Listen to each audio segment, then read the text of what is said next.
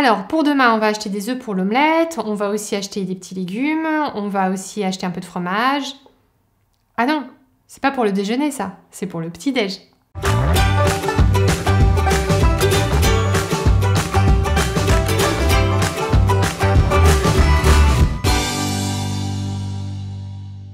Petit déjeuner salé ou sucré, c'est un vrai débat et moi personnellement j'ai choisi mon camp. C'est vrai qu'on a l'habitude aujourd'hui dans notre alimentation traditionnelle occidentale de manger sucré le matin, on a pris cette habitude-là.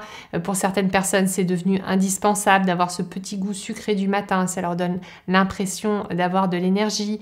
On a donné aussi cette habitude à nos enfants de leur donner des tartines avec de la confiture, avec des choses sucrées, de leur faire boire des jus de fruits.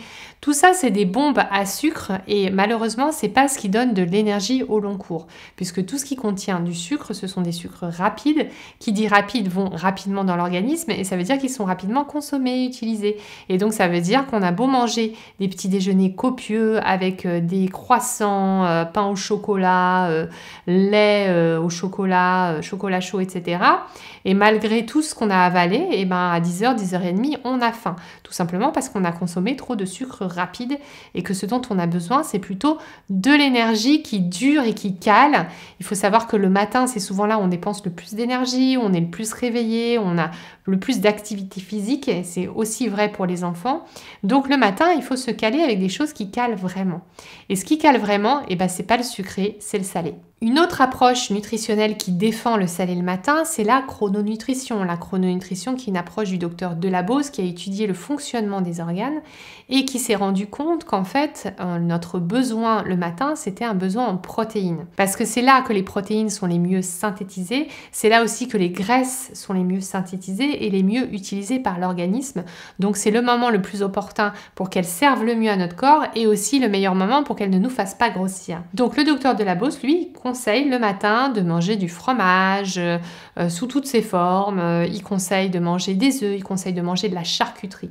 Donc des petits déjeuners plutôt protéinés et vraiment qui vont vous caler pour la journée. Moi, personnellement, quel est mon petit déjeuner le matin? Je prends très souvent des tartines de pain qui est fait avec de la farine intégrale, donc de la T150, c'est la farine vraiment complète de blé, la plus complète possible. J'alterne aussi des fois avec du pain sans gluten et je mets dessus de la purée d'amande ou bien je prends un avocat que je coupe en petits morceaux, je mets du jus de citron avec un peu de sel et je mets ça sur mon pain toasté, c'est hyper bon. Ça m'arrive de temps en temps quand j'en ai envie de prendre un petit bout de fromage, si j'en ai à la maison, du fromage de chèvre par exemple. Alors je sais que certains vont se dire « Ah là là, manger du chèvre le matin, c'est dur pour la laine et tout. » Moi, ça me donne pas du tout envie. Mais en fait, c'est juste une question d'habitude. Pareil, ça peut m'arriver de manger un petit morceau de blanc de poulet si j'en ai. J'ai jamais essayé le poisson encore le matin, mais je pense que j'en serais complètement capable. Ça m'est aussi arrivé le matin de compléter avec des légumes, donc des petits morceaux de tomates par exemple, ou des petits morceaux de courgettes crues ou de carottes. Même de la salade ou même une poêlée de légumes, ça m'est arrivé de faire ça pendant l'hiver. Et en fait, c'est vrai qu'au début, c'est un gros changement d'habitude, ça fait vraiment bizarre de manger salé, mais ce qui compte surtout, c'est le résultat, c'est qu'est-ce que ça va donner dans votre journée. Et moi, personnellement, quand je prends un petit déjeuner protéiné le matin, ça me cale vraiment, c'est comme un vrai repas et du coup, je suis vraiment tranquille jusqu'à l'heure du déjeuner. Et puis, il y a aussi le fait que je fais souvent du sport le matin et c'est vraiment, de toute façon, le matin, le moment où je suis la plus active, où je suis partout chez moi, dans la maison, quand je suis au bureau, je suis hyper active. C'est le moment où j'abats le plus de travail, en fait, dans la journée. Et du coup, c'est vraiment le moment où je sens que mon corps a besoin de protéines et que je sens que c'est ce qu'il utilise justement pour rester en veille et bien fonctionner tout le reste de la matinée. Donc, la meilleure façon, c'est d'essayer tout simplement. Alors, vous allez me dire, avec mes enfants, ça va être compliqué.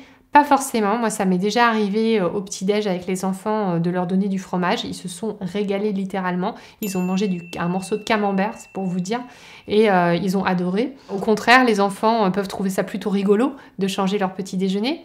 J'ai déjà donné un petit morceau de jambon aussi à ma fille une fois un matin, il n'y a eu aucun problème. Et en règle générale, le petit déjeuner de mes enfants, ça varie souvent, j'essaie de ne pas faire tout le temps la même chose, mais c'est souvent du pain le matin avec un peu de beurre ou un peu de purée d'amande et un bol de lait d'avoine et finalement il n'y a pas de sucre ajouté et c'est comme ça que ça leur tient plus au corps et qui peuvent durer toute la matinée. Racontez-moi en commentaire vos expériences de petit déjeuner salé ou bien vos engagements et vos envies de mettre en place ça en famille.